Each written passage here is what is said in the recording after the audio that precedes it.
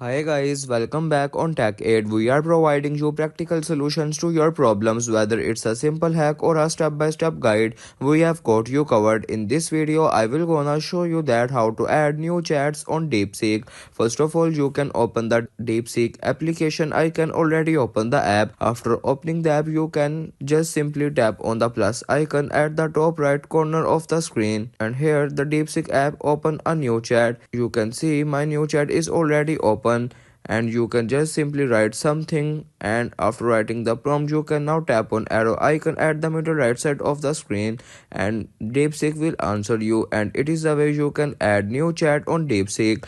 If you want to keep your online activity private and access to restricted contents like I do, trying using a VPN. It's secure, easy to use, and makes a browsing safer. The link to buy is in the description below. If this tutorial helped, don't forget to like the video and subscribe for more practical solutions. Got questions or need extra help? Drop a comment below and we will be happy to assist. See you in the next one. Thanks for watching.